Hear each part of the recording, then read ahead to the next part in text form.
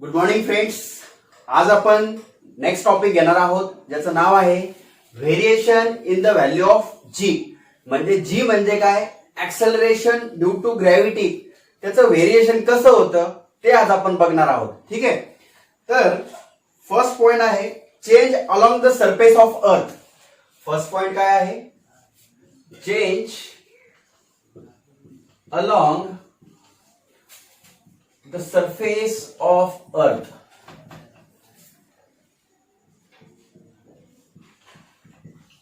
Okay, first point काय आहे, change along the surface of earth. Okay, will the value of g be the same everyone on the surface of earth? Okay, त्यांचा प्रश्न असा आहे, g म्हणजे काय, acceleration due to gravity. त्याची जी value आहे अर्थच्या सरफेस वरती सेम आहे का सगळीकडे? तर याचा आन्सर डेफिनेटली नो आहे. कसं तर लक्ष द्या. The answer is no. The reason is that shape of earth is not exactly sphere. Okay friends, आपली जी काही ही अर्थ आहे हिचा जो काही शेप आहे तो स्पेरिकल नाहीये. मग so the distance of a point on the surface of earth from its centre differ somewhat from place to place. Okay, आपली जी काही अर्थ आहे ही स्पेरिकल नाहीये आणि स्पेरिकल नसल्यामुळे तिचा जो काही डिस्टन्स आहे सेंटर पासून तो प्लेस टू प्लेस सेम नाहीये. सपोज तुम्ही अर्थला सपोज आपण एलिप्टिकल कन्सिडर केलं तर एलिप्टिकल अर्थ साठी हा जो काही सेंटर आहे तर सेंटर पासून हे जे अंतर दिसतंय तुम्हाला, ठीक आहे, लक्षात घ्यायचा प्रयत्न करा तुम्ही. सेंटर पासून दोन प्रकारचे डिस्टन्सेस आपण ड्रॉ केले. याला आपण पी पॉइंट म्हणू आणि याला आपण ई पॉइंट म्हणू. ठीक आहे. तर हा जो अंतर आहे आणि हा जो अंतर आहे हा सेम आहे का? नाहीये. म्हणून due to its rotation earth bulge at equator and flatter at poles. Okay, तर तुमची ही जी काही अर्थ आहे इक्वेटरला मी पॉइंट्स यासाठी असे दिलेले, पी स्टँड फॉर पोल आणि ई स्टँड फॉर इक्वेटर. तर इक्वेटरला तुमची जी काही अर्थ आहे ती कशी आहे, बल्ज आहे. बल्ज म्हणजे कशी, फुगलेली. आणि पोलला ती कशी आहे, फ्लॅट आहे. फ्लॅट म्हणजे कशी आहे, ती सपाट आहे. तुम्ही असं प्लेन आहे लक्षात ठेवू शकता. तर नेक्स्ट पॉइंट तुम्हाला काय लक्षात येत आहे, अर्थ ज्यावेळेस आपली रोटेट करत आहे तर इक्वेटरला ती कशी आहे ती बल्ज आहे. कशी आहे, बल्ज. आणि पोलला ती कशी आहे, फ्लॅट आहे. ठीक आहे. पुढे its radius is largest at equator and smallest at pole. Okay friends, आता ही जी अर्थ दिसते तुम्हाला, इक्वेटरची जी रेडियस आहे सेंटर पासून, याला मी ओ पॉइंट जर दिलं तर ही झाली तुमची R E radius of equator, आणि ही झाली तुमची R P radius of pole. तर इक्वेटरची रेडियस ही पोलच्या रेडियस पेक्षा कशी असते, जास्त असते. या ठिकाणी तुम्हाला लक्षात येत असेल. Next, the value of G highest 9.832 meter per second square at the poles and decrease slowly with the decreasing latitude and lowest at 9.78 meter per second square at equator. तर फ्रेंड्स, पोल जो काय आहे तर पोलचं जे काय acceleration आहे त्यांनी दिलेलं आहे 9.832 मीटर पर सेकंड स्क्वेअर आणि इक्वेटरचं ऍक्सेलरेशन आहे 9.78 मीटर पर सेकंडचा स्क्वेअर. तर फ्रेंड्स, आपण पोलवरून जर इक्वेटरला गेलो तर तुमचं ऍक्सेलरेशनची व्हॅल्यू काय होत आहे, चेंज होत आहे. आणि अर्थातच ती काय होत आहे, डिक्रीज होत आहे. असं का होतंय तर प्रिव्हियस लेक्चर जर तुम्ही बघितलं असेल तर ऍक्सेलरेशनचा आपला बेसिक फॉर्म्युला आहे gm अपॉन आर स्क्वेअर. हा फॉर्म्युला अर्थच्या सरफेस साठी होता. जर तुम्ही ते लेक्चर बघितलं नसेल तर एकदा व्यवस्थित बघा, नाहीतर तुम्हाला आजचं शिकवलेलं कळणार नाही. तर हा बेसिक फॉर्म्युला यावरून आपल्याला असं लक्षात येतं, व्हॅल्यू ऑफ जी आहे तुमची रेडियसवर डिपेंड करते अर्थच्या. म्हणजे रेडियस जेवढी जास्त असेल तेवढा जीचा व्हॅल्यू तुमचा काय होईल, कमी होईल. आणि जेवढा आर ची व्हॅल्यू तुमची कमी असेल तेवढा जी ची व्हॅल्यू तुमची काय होईल, जास्त होईल. कारण ते एकमेकांना कशा आहे, इनव्हर्सली प्रोपोर्शनल आहे. तर फ्रेंड्स, आपण जर आपली अर्थ बघितली ती परफेक्टली स्पेरिकल नसल्यामुळे ती एलिप्टिकल आहे आणि म्हणून प्रत्येक पॉइंटला जर तुम्ही रेडियस ड्रॉ केली तर ही वेगळी असणार आहे आणि रेडियस वेगळी असल्यामुळे तुमचा जो ऍक्सेलरेशन ड्यू टू ग्रॅव्हिटी आहे त्याचा सुद्धा व्हॅल्यू कसा असणार आहे, वेगळा असणार आहे.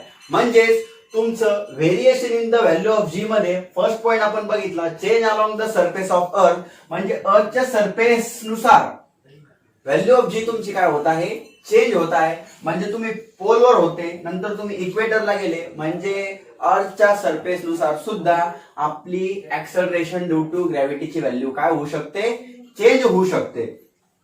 नेक्स्ट पॉइंट आहे चेंज अलॉंग हाइट. ठीक है, change along height. As we go above the surface of earth, the value of r in equation 5 increases and the value of g is decreases. Okay friends, आपली ही जी काही अर्थ आहे, आपण अर्थच्या surface वरती होतो. आता सरफेस वरून आपण जरा हाईट वरती गेलो तर तुमची जी इक्वेशन नंबर 5 आहे, इक्वेशन नंबर 5 या ठिकाणी मी लिहित आहे g बरोबर gm upon small r square. कारण सरफेस साठी कॅपिटल R स्क्वेअर आणि हाईट साठी स्मॉल r स्क्वेअर तुम्हाला वापरायचा आहे. आणि स्मॉल r म्हणजेच काय हे सुद्धा तुम्हाला त्या डायग्राम मध्ये लक्षात येईल. स्मॉल r म्हणजेच काय तुमचं r प्लस h, बरोबर आहे.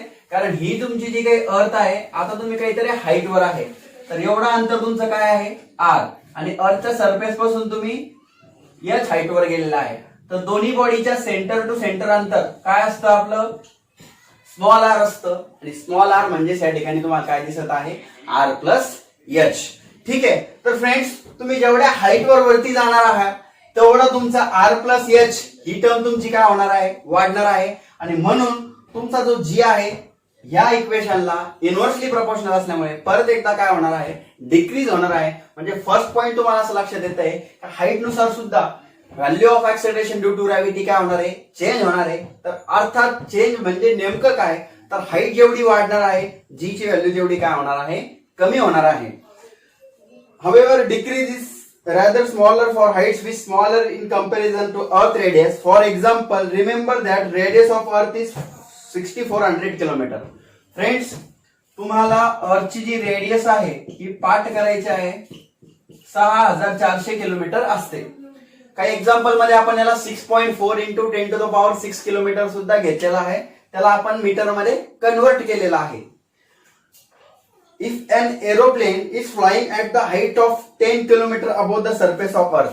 फ्रेंड्स, आता हा जो एरोप्लेन आहे अर्थच्या सरफेसच्या वरती 10 किलोमीटरवर फ्लाइट करतोय. ओके, हा एरोप्लेन आहे अर्थच्या सरफेस वरती किती वरती आहे, तो 10 किलोमीटर हाईट वरती आहे. ठीक आहे. Next, its distance from earth surface changes from 6400 kilometre to 6410 kilometre.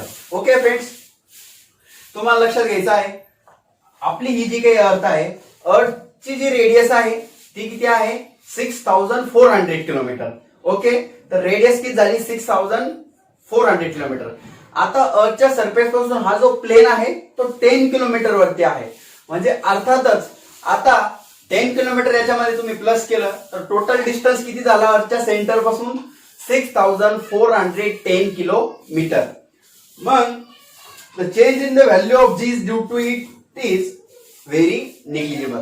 तर फ्रेंड्स, त्यांचं म्हणणं असं आहे की तुम्ही अर्थच्या सरफेस पासून किती किलोमीटर वरती गेलेले, 10 किलोमीटर. मग हा जो जी चेंज होणार आहे त्याच्यामध्ये जास्त चेंजेस येणार नाहीये. कारण अगोदर तुमचा आर किती होता, 6400.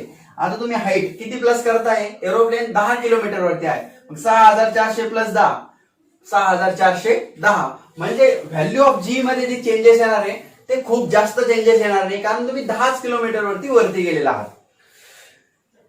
Other hand, Wien consider artificial satellite orbiting around अर्थ. ओके फ्रेंड्स, आता आपली ही जी अर्थ आहे ना, हा आपला सॅटेलाइट आहे. आता हा कोणाच्या अराउंड मध्ये फिरतोय, अर्थच्या अराउंड मध्ये फिरतोय. आता तुम्ही विचार करा, we have to take into account change in the value of g is large change in the distance of satellite from the centre of earth. Okay friends, aeroplane तुमचा जो होता तो 10 किलोमीटर होता, पण आपला जो आता हा अर्थ आहे ना, आता हा सॅटेलाइट आहे. तर सॅटेलाइट आणि अर्थ मधला जो डिस्टन्स आहे हा खूप जास्त आहे. तो काही 10 किलोमीटर आहे का, नाहीये. त्यामुळे आता हाईट तुमची सॅटेलाइटची हातभाग, हा तुमचा अर्थ आहे, ही तुमची सॅटेलाइट आहे. सॅटेलाइटची जी काही हाईट आहे अर्थच्या सरफेस पासून खूप जास्त आहे, त्यामुळे हाईट जास्त असल्यामुळे 6400 मध्ये तुम्हाला आता हाईट परत प्लस करायची आहे, पण ती हाईट किती तुम्हाला माहिती आहे का? नाही, ती 10,000 असू शकते, 5,000 असू शकते, XYZ. ठीक आहे. तर सॅटेलाइट खूप जास्त हाईटवर असल्यामुळे तुमचा हा जो कॉम्बिनेशन आहे R+H चा तो जास्त असणार आहे आणि त्याचा स्क्वेअर आणखी जास्त असणार आहे. त्यामुळे व्हॅल्यू ऑफ जी तुमची खूप लार्ज पर्सेंटेज मध्ये त्या ठिकाणी काय होणार आहे? चेंज होणार आहे.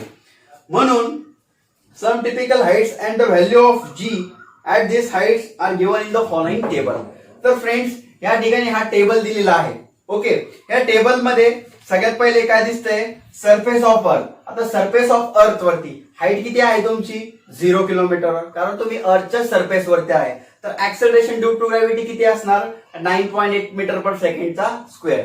कारण की मी आताच तुम्हाला फर्स्ट पॉइंट मध्ये एक्सप्लेन केलं, अर्थच्या सरफेस नुसार ज्यावेळेस तुम्ही हाईट वरती सरफेस वरती असता सॉरी, तर ऍक्सेलरेशन ड्यू टू ग्रॅव्हिटी किती असतं? 9.8 metre per second square. Okay, next point Mount Everest. Mount Everest साठी हाईट किती आहे? माउंट एव्हरेस्टची हाईट अर्थच्या सरफेस पासून आहे 8.8 किलोमीटर, म्हणून त्याचं ऍक्सेलरेशन आहे 9.8. बघा, हाईट 0 to 8.8 किलोमीटर चेंज झाली, बट ऍक्सेलरेशन दोघांसाठी कसं आहे? सेम आहे. आणि हाच फरक तुम्हाला लक्षात घ्यायचा आहे. जर तुम्ही अर्थच्या सरफेस पासून 10 किलोमीटर पर्यंत सुद्धा वरती गेले तरी तुमचा ऍक्सेलरेशन मध्ये कुठल्याही प्रकारचा चेंज येत नाही. तुम्ही अर्थच्या सरफेसवर असेल तरी तेवढंच ऍक्सेलरेशन असणार आहे आणि 10 किलोमीटर पर्यंत असणार तरी पण तेवढं ऍक्सेलरेशन असणार आहे. जसं की आपण माउंट एव्हरेस्ट वर जातो तिथे तुम्हाला ऍक्सेलरेशन काही वेगळं भेटतं का? नाही. बट तुम्ही 10 किलोमीटरचे जर वरती गेले, नेक्स्ट पॉइंट आहे आता maximum height reach by the man-made balloon. तुम्ही एखादा बलून, हा बलून वरती जाताना बघितला असेल. हा जो बलून आहे आता अर्थच्या सरफेस पासून किती हाईटवर आहे? 36.6 किलोमीटर. मग आता तुमचा जीचा जो व्हॅल्यू दिलेला आहे 9.77. म्हणजे फ्रेंड्स या टेबल मध्ये तुम्हाला असं लक्षात येत आहे, जशी जशी हाईट वाढत आहे तसं तसं तुमचं ऍक्सेलरेशन काय होत चाललेलं आहे? कमी होत चाललेलं आहे. म्हणजे तुमचा variation in the value of g मध्ये जी चेंज होत आहे हाईट नुसार. हा पॉइंट तुम्हाला या ठिकाणी नक्कीच लक्षात आला असेल. Change along depth. Okay, depth म्हणजे आता तुम्ही ही जी काही आपली अर्थ आहे त्याच्या आतमध्ये आपण जाणार आहोत. तर ठीक आहे, the value of g also changes if we go inside the earth. Okay friends, आता ही जी अर्थ आहे त्या अर्थचे जर तुम्ही आतमध्ये गेले म्हणजे तुम्ही डेप्थ मध्ये गेले तरी सुद्धा तुमची जी ची व्हॅल्यू काय होणार आहे? चेंज होणार आहे. The value of R in equation number 5 decreases and one would think that the value of g should increases as per the formula. Friends, तुम्हाला हा जो पॉइंट आहे 11वीला आणखी डिटेल मध्ये आहे. फक्त आपली इक्वेशन नंबर जी 5 आहे त्याचा हा बेसिक फॉर्म्युला आहे. ह्या फॉर्म्युल्यानुसार जसा आपला स्मॉल आर बरोबर R+H तुम्ही लक्षात ठेवला होता, तसा डेप्थ साठी तुम्ही फक्त R-D एवढं तुम्ही लक्षात ठेवायचं आहे. हे कसं आलं? ही तुमची अर्थ आहे, एवढं अंतर तुमचं काय आहे? रेडियस ऑफ अर्थ आहे. आता तुम्ही इथे होते, इथे होते, पण आता तुम्ही इथं आहात. बघा, आता तुम्ही कुठे आहात? इथं आहात. तर तुम्हाला लक्षात घ्यायचं आहे Newton universal law of gravitation. असे दोन ऑब्जेक्ट असेल तर आपण centre to centre distance consider करत असतो. हे ऑब्जेक्ट आता व्हर्टिकली तुम्हाला कन्सिडर करायचे, तर हा सेंटर आणि हा सेंटर म्हणजे हा जो अंतर आहे याला आपण स्मॉल आर म्हणणार आहे. बघा, आपण Newton universal law of gravitation बघितलं आहे. ओके, आता हे जे अंतर दिसतंय तुम्हाला हे लक्षात घ्या. अर्थच्या सरफेस पासून तुम्ही इथे आलेला आहात, तर एवढं अंतर कोण आहे तुमचं? डी आहे. एवढं अंतर तुमचं काय आहे? डी. तर हे अंतर तुमचं डी आहे, स्मॉल डी. हा तुमचा आर आहे. तर हे अंतर जे आहे तर ह्या आर मधून हा डी मायनस केला तर मला स्मॉल आर या ठिकाणी भेटू शकतो. म्हणून स्मॉल आर बरोबर R-D या ठिकाणी आलेला आहे. However, the part of the earth which contribute toward the gravitational force fed by the object also decreases, which means that the capital M to be the used in the equation 5 also decreases as the combined result change in the R and M and the value of G decreases as we go deep inside the earth. तर friends, तुम्ही अर्थच्या आतमध्ये जाणार आहात तर मग त्याचं मास सुद्धा काय होणार आहे? चेंज होणार आहे. आणि तुमचा आर ची व्हॅल्यू सुद्धा काय होणार आहे? चेंज होणार आहे. म्हणजे मास तुमचं कमी होणार आहे आणि तुमची डेप्थ काय होणार आहे? इन्क्रीज होणार आहे. तर डेप्थ इन्क्रीज झाली तर जीचा व्हॅल्यू काय होईल? डिक्रीज होईल. आणि मास तसाही डिक्रीज झाल्यामुळे जीचा व्हॅल्यू तुमचा काय होणार आहे? डिक्रीज होणार आहे.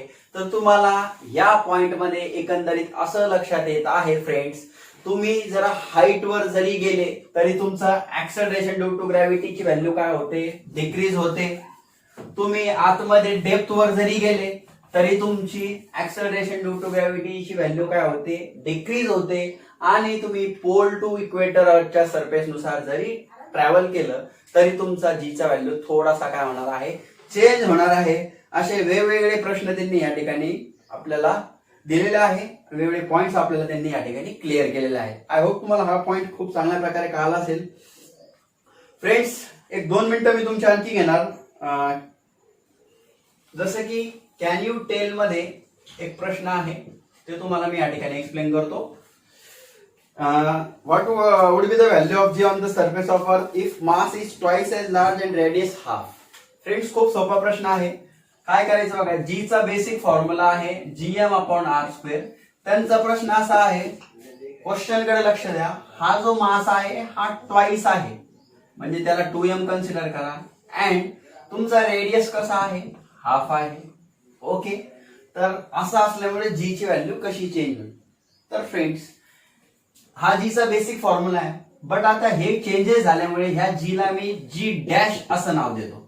मग कॅपिटल जी जशाला तसं यम.